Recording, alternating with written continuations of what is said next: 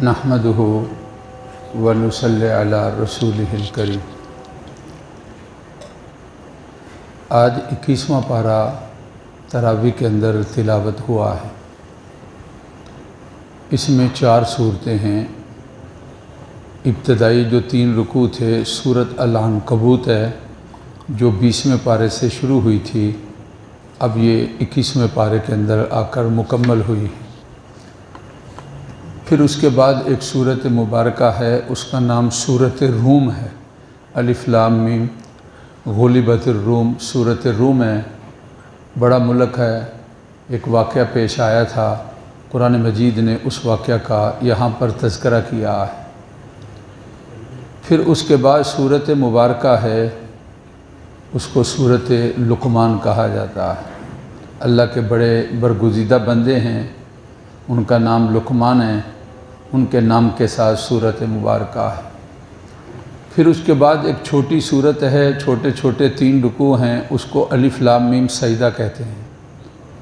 रात को सोते वक़्त उसकी तिलावत करनी चाहिए। कब्र के अज़ाब से ये सूरत मुबारका हिफाजत करने वाली है। फिर उसके बाद सूरत मुबारका है, उसका नाम सूरत अल-अहज़ाब है। आज उसके 3.5 रुकू तिलावत हुए हैं और फिर उसके बाद 6 रुकू आगे 22वें पारे के आएंगे। सूरत अहज़ाब ग़ज़वा-ए खंदक कह लो या ग़ज़वा-ए अहज़ाब कह लो, ये एक जंग हुई थी जिसमें खंदक खोदी गई मदीने पाक में, उसका तज़किरा है और कुरान मजीद ने उसको बयान किया है। मुझे सूरत लुक़मान, हज़रत लुक़मान के बारे में कुछ तज़किरा करना है। बड़े दाना, बड़े हकीम, बड़े समझदार, इससे आप अंदाज़ा लगाएं जिसको अल्लाह हकीम कहें कि हमने उनको हिकमत के साथ नवाजा है। उसकी समझदारी, उसकी फ़हम व फ़रासत, उसकी दानाई में क्या कमी होगी जिसको उनके रब ने हकीम कहा है और दानाई वाला और समझदारी वाला कहा है। बनी इसराइल के साथ इनका ताल्लुक़ है। हज़रत अय्यूब अलैहिस्सलातु व तस्लीमात अल्लाह के बड़े नबी और पैगंबर हैं। सूरत अंबिया के अंदर जहाँ हज़रत यूनुस का तज़किरा था, उसके पड़ोस के अंदर ही हज़रत अय्यूब का तज़किरा है। व अय्यूब इज़ नादा रब्बह अन्नी मस्सनी ज़ुर व अंता अरहमुर राहिमीन। उनकी बीमारी मशहूर है और उनकी दुआ का तज़किरा भी अल्लाह की ज़ात ने कुरान मजीद के अंदर बयान किया है। ये हज़रत लुक़मान हज़रत अय्यूब के रिश्ते के अंदर भांजे लगते हैं। नबी थे या नहीं थे, ये एक इल्मी बहस है। ज़्यादातर लोगों का ख़्याल ये है ये अल्लाह ताला ने इनको समझदारी के साथ नवाजा, हिकमत के साथ नवाजा, फ़हम व फ़िरासत के साथ नवाजा, लेकिन ये नबी नहीं थे। अल्लाह रब्बुल इज़्ज़त की ज़ात ने इनको नबूवत नहीं दी है। इनकी शान का आप अंदाज़ा इससे लगा लें, इनके नाम की सूरत है ये सूरत मुबारका जो 21वें पारे के निसफ़ के अंदर आती है। इस 4 रुकू की ये सूरत मुबारका है। इस सूरत मुबारका का नाम सूरत लुक़मान है। हज़रत लुक़मान की नसीहतें, नसीहत कहा जाता है को खैर की, भलाई की, अच्छाई की बात करना, किसी के सामने उसको नसीहत कहा जाता है। ये नसीहत करना बड़ों की ज़िम्मेदारी है। अगर ख़ामोश हो जाएं तो वो अपनी ज़िम्मेदारी को छोड़ने वाले हैं। नौजवानों और बच्चों के लिए ये समझना चाहिए कि हमारे बुज़ुर्ग जो हमें अच्छी बात कहते हैं, ये उनकी ज़िम्मेदारी है, वो उसको अदा कर रहे हैं। अगर कोताही करेंगे, देखा नज़रअंदाज कर दिया, नज़रअंदाज कर दिया, नज़रअंदाज कर दिया, कल पूछोगी कि तुमने बच्चों को, तुमने इन छोटों को क्यों नहीं समझाया था और तुमने इनको समझाने की क्यों नहीं कोशिश की थी। हज़रत लुक़मान का जो वाक़या है सारा लुब्बे लुबाब, इसके अंदर जो एक मेन चीज़, एक नुक्ता है, वो ये कि समझाने वाला आदमी, नसीहत करने वाला आदमी, उसका अंदाज़ क्या होना चाहिए, किस तरीके के साथ उसको नसीहत करनी चाहिए। चूँकि मेरा तालीमी शोबे के साथ ताल्लुक़ है, जब पहले छोटे थे तो पढ़ने के साथ ताल्लुक़ था और फिर जब पढ़ाई से फ़ारिग हुए तो पढ़ाने के साथ ताल्लुक़ है। میں اپنے بچپن سے یا یہ یہاں تراویح میں پڑھ رہا تھا تو مجھے سارا نقشہ شروع سے لے کر جب میں کلاس کے اندر جاتا، یعنی قرآن مجید حفظ، پھر اس کے بعد مفتی تخصص، یہ سارے میرے اساتذہ، میرے سامنے ان کا نقشہ آ گیا، قاعدے سے لے کر سپارے سے لے کر پھر آگے احادیث مبارکہ تک۔ اور پھر اس کے بعد میرا خود بھی 40 سال تقریباً یا اس سے کوئی زیادہ ہیں تدریسی شعبے کے ساتھ میرا تعلق ہے، اور میرا اپنا جو تجربہ ہے اس کی روشنی کے اندر جو نتیجے پر میں پہنچا ہوں کہ تعلیم کے لیے اور سمجھانے کے لیے اور کسی کو بات تفہیم کے لیے مار کے ساتھ اس کا تعلق نہیں ہے۔ ہم نے بہت مار کھائی ہے۔ جو مجھے ابھی نقشہ آیا، جو ہمارے سب سے زیادہ بھلے مانس استاد تھے نا، وہ کیا مارتے تھے ہمیں پتہ؟ کیوں بھائی یاد کیا مارتے تھے؟ پنسل لے کر نا ان انگلیوں کے اندر ڈال کر تو یہاں سے دباتے تھے۔ وہ سب سے زیادہ بولے بالے ہمارے استاد تھے جو یہ کرتے تھے، انگلیوں کے اندر پنسل دینا اور پھر اس کے بعد انگلیوں کو دبانا۔ یہ ان کا عام طور پر طریقہ ہوتا تھا صدا دینے کا، اور پوری زور کے ساتھ۔ وہ چھوٹی عمر تھی۔ جہاں ہم پڑھتے تھے مدرسے باغبان پورے میں، وہاں درخت لگے ہوئے تھے جو ہمارے حفظ کے استاد تھے۔ پتہ نہیں اب ہم سوچتے ہیں کہ یار اس وقت تھا کیا کہ لوگوں کو اس کے بارے میں کیوں پتہ نہیں تھا۔ یعنی وہاں روزانہ درخت سے ڈیوٹی تھی، ایک آدمی نے تازی سوٹی نکالنی ہے، اور ٹالی اور اس طرح دوسرے درخت تھے، یہ انگلی سے موٹی، اور جب بہت لمبی نہیں تھوڑی سی، جب اس کو اس طرح کرتے تھے تو وہ حرکت کرتی تھی۔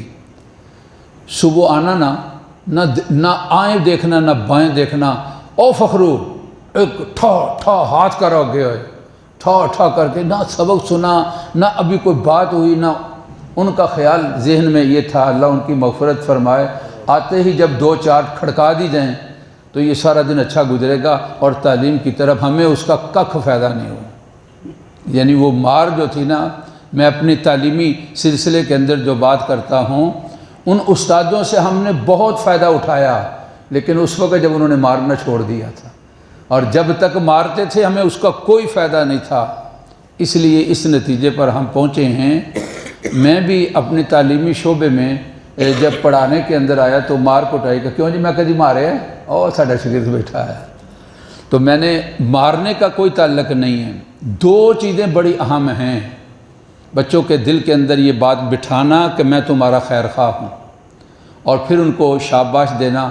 ایک لڑکا تھا نہیں صحیح چلتا تھا، بڑا اس کو ڈانٹتے تھے، مار مور تو نہیں، ایسے کوئی سزا دے دینی، ڈانٹ ڈوٹ اس کو بڑی سخت تھی، کوئی بات سمجھ نہیں آتی۔ اس کے بزرگوں کو بلایا، دادا جان آئے کہ یہ بچہ آتا جاتا ہے یعنی پڑھتا نہیں ہے۔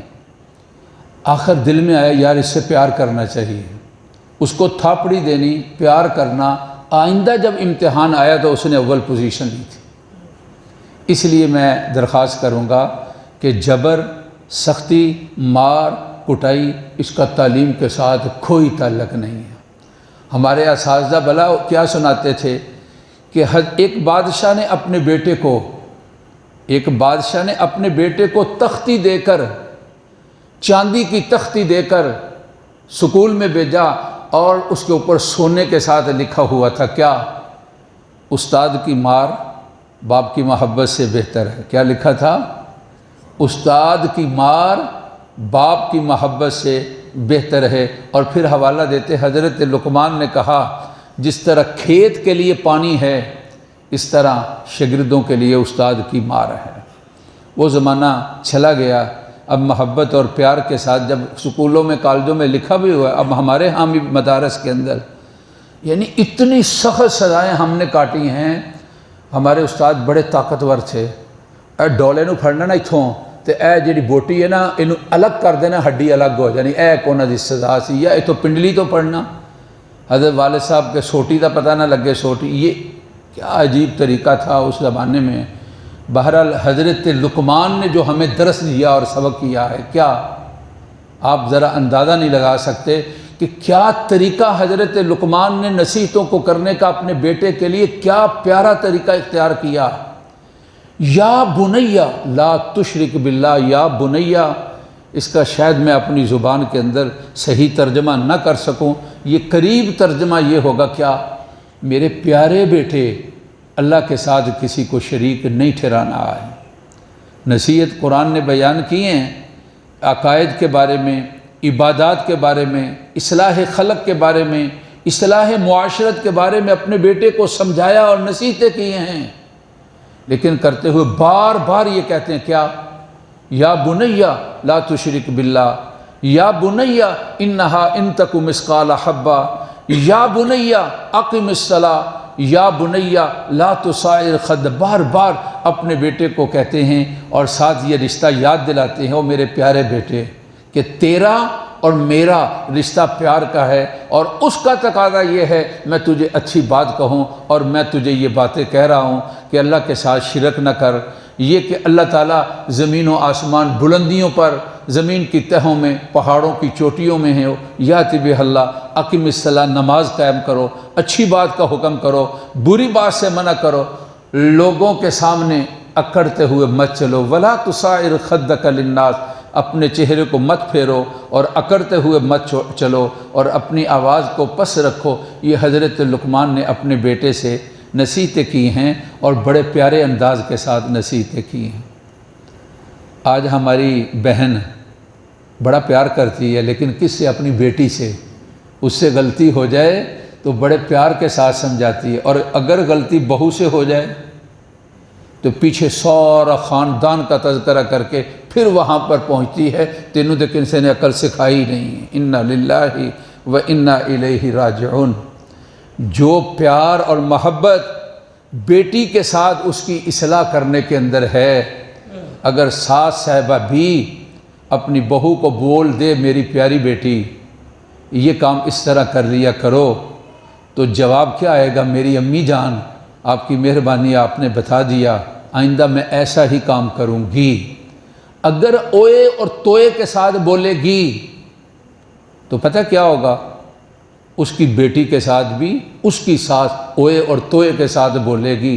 جو اپنی بیٹیوں کے ساتھ پیار چاہتی ہیں کہ ان کی ساس ان کی بیٹیوں کے ساتھ پیار کرے، اس دنیا میں یہ ضابطہ اللہ نے مقرر کیا ہے کیا؟ لوگوں کے اندر مشہور ہے، اور ضابطہ خدا کا مقرر کیا ہے کیا؟ جیسا کرو گے ویسا ہی بھرو گے۔ ہم یہ کہتے ہیں دوسرے کی بیٹیوں کو دبا دیں اور کہتے ہیں ہماری بیٹیوں خوشیوں کے ساتھ رہیں، یہ کیسے ہو سکتا ہے؟ دوسروں کے ساتھ تم ان کے حقوق نہ دو اور تم کہو کہ تمہاری بیٹی کو حقوق مل جائیں گے، اس طرح کبھی نہیں ہوگا۔ آپ ان کی اصلاح کریں۔ یہ ساس جو ہوتی ہے یہ بھی ایک استاد ہوتی ہے نا، سمجھانا ہوتا ہے، گھر کی بڑی ہوتی ہے اور اس کی ذمہ داری ہے، لیکن اس کے سمجھانے کے اندر کیا ہونا چاہیے جی؟ یہ چیزیں ہمیں بھلا کب پتہ؟ جب مفتی بن رہے تھے نا، وہاں ہمیں سمجھایا جاتا تھا کہ تدریسی شعبے کے اندر، یعنی کسی کو بات سمجھانے کے اندر کیا کیا طریقہ اختیار کرنا ہے۔